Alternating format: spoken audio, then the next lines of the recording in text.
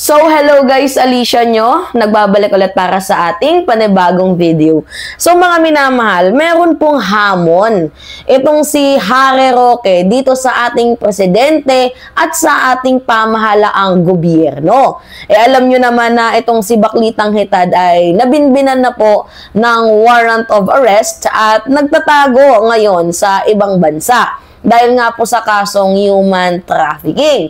Now, pumapalag itong si Harry Roque kasi alam nyo naman na kinakausap na ng Department of Justice ito nga pong Interpol tungkol nga po dito sa, communication para mahuli. 'Di ba? Mahaina ng red notice itong si former spokesperson Harry Roque para nang maipabalik dito sa bansang Pilipinas. Like, makansela yung passport at iba pa. Now, ang sabi ni Roqueta, lumalaban si Akla. Sabi niya, "Come and get me."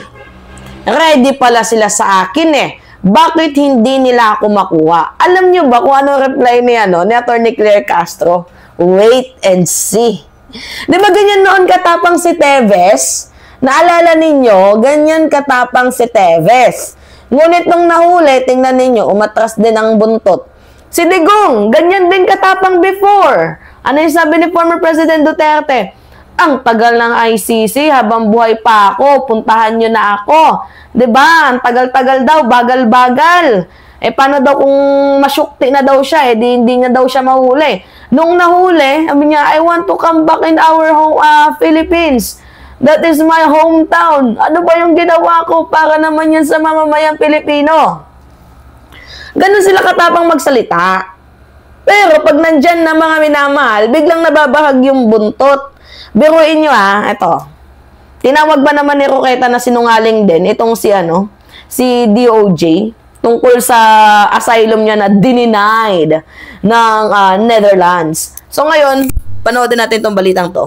Tinawag ni Atty. Harry Roque na fake news ang sinabi ng Department of Justice na hindi pinagbigyan ang kanyang asylum request ng the Netherlands. Gate ni Roque, hindi na raw siya nagulat na ang DOJ ay naging tagapaghatid-anya ng fake news. Strike 2 na raw si DOJ Secretary Boyeng Rimulya at tila nakuha lang daw ang balita sa anya ay usapang marites. Gate pa ni Roque, nagpunta lang daw siya sa Germany para sa isang event sa Filipino community doon. Nakabalik na rin daw siya ngayon sa the Netherlands. Ayon kay Rimulya, ang pagkakaalam daw niya ay hindi pinagbigyan ng the Netherlands ang asylum request ni Roque.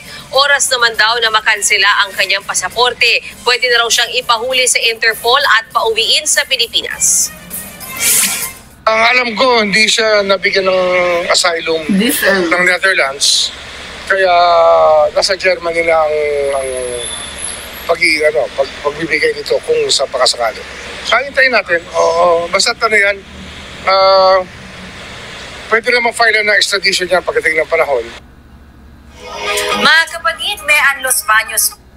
Iyak, malala si Baklitang Hitad dahil pinaghahanap.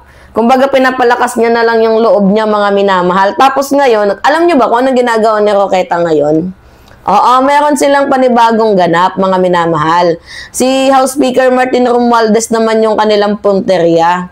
Katulad nito, si Roque yung may pakanan yan. Diba? Duterte supporters, sabi dito, turn on Romualdez.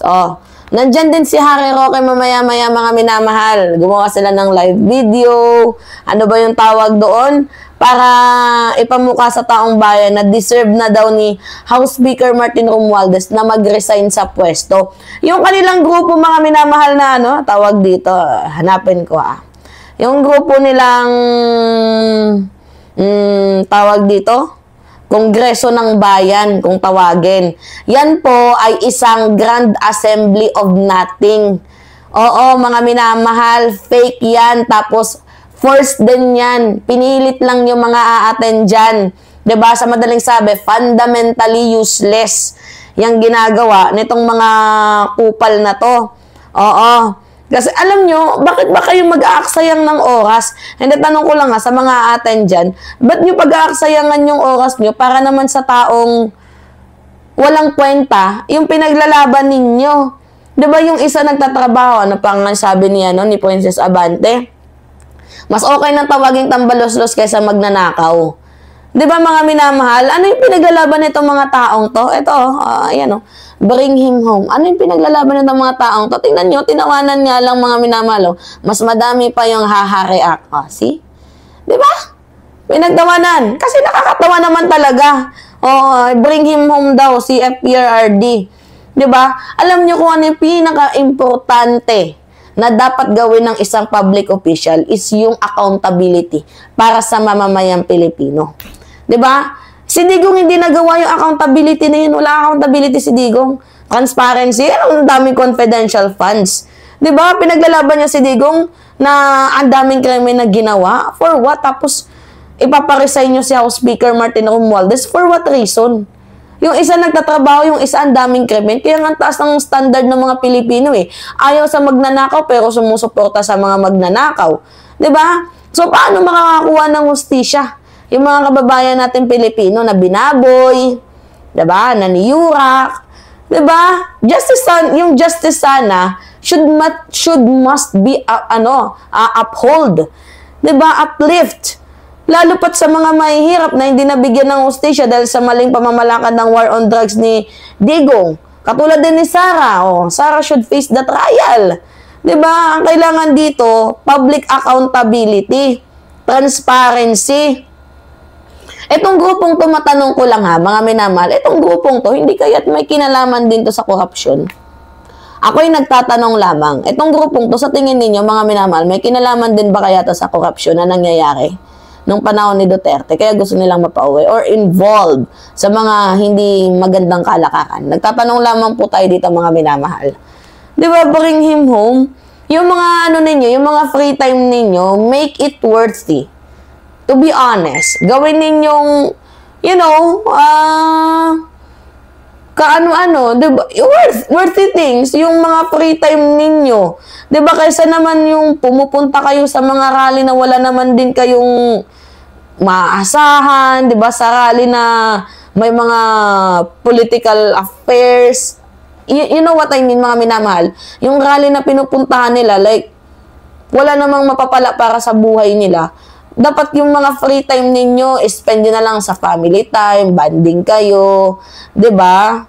Yun na lang yung gawin ninyo, lalo pat sa mga matatanda dyan, na mga maka-Duterte. Ano nyo na lang, ingatan nyo na lang yung life nyo, mag-exercise kayo, ganun yung gawin ninyo. Hindi sasali pa kayo dito sa mga political affair, tapos at the end, may mga heart attack, ganyan, katulad doon sa KOJC, 'di ba? Maging objective naman sana yung mga tao ngayon. Yun lang. Yung pagrarally ninyo, hindi natin pwedeng sabihin na digmaan na to. Hindi, mga minamahal.